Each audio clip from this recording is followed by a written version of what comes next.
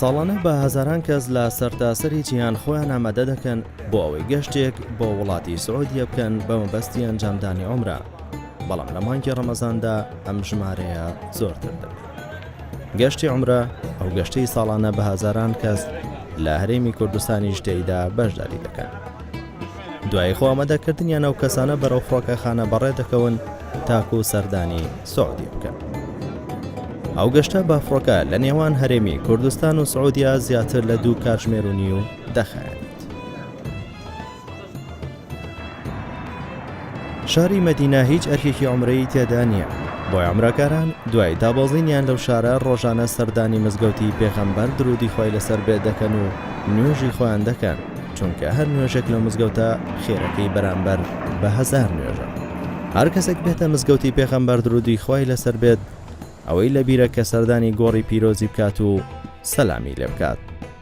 عومرەکاران لەو شارە ڕۆژێکی شتەرخان دەکەن بۆ ئەوەی سەردانی شوێنە مێژوویەکان بکەن، ئەو شوێنانەی لە مێژووی ئیسلامدا زۆر جێگەی بایەخن، وەکو چیای ئوحود، مزگەوتی قیبلەتین، مزگەوتی قوبا و چاپخانەی قورئانی پیرۆز و چەندین شوێنی دیکە.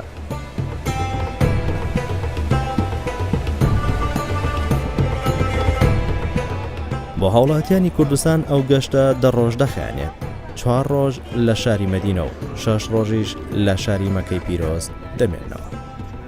ئێستا عومرەکاران 4 ڕۆژی خۆیان لەو شارە تەواو کرد و دەبێت ئەو شارە بەجێبهێڵن، بۆیە بەشێکیان لە ئۆتێل و بەشێکی دیکەشیان لە میقاتی کە خەڵکی عێراق پێی دەگوترێت ئەبیار عەلی نیەتی عومرە دەهێن و بە تەلبیە بەرەو شاری مەکەی پیرۆز بەڕێ دەکەون.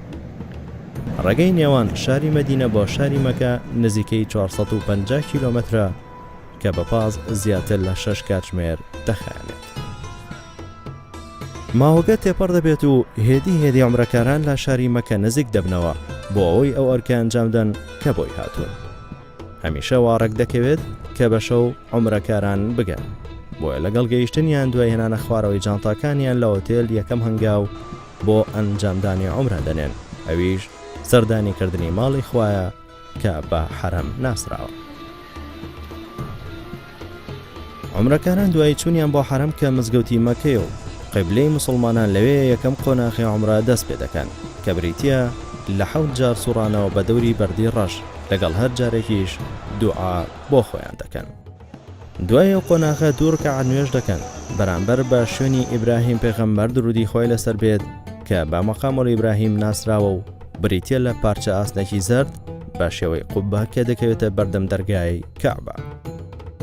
دواتر عومرەکاران ئاوی زمزم دەخۆنەوە بەرەو قۆناغی سێم بەڕێ دەکەون، ئەویش هاتوچۆیە لە نێوان سەفا و مەڕوا، ئەو دوو شاخەی کە کاتی خۆی ئاجەری خێزانی ئیبراهیم پێغەمبەر سەلامی خۆی لەسەر بێت لە کاتی گەڕان بە دوای ئەودا بۆ حەزرەتی ئیسماعیل 7 جار هاتوچۆی پێدا کردووە، بۆیە دەبێت عومرەکارانی شەوکارە لەو شوێنە دووبارە بکەنەوە.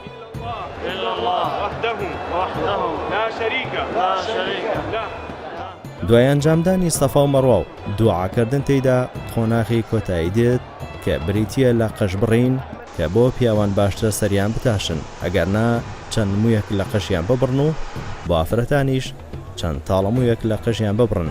بەم جۆرە عومرە بە کۆتا دێن و دەتوانن لەژێر ئیحرام بێنە دەرەوە.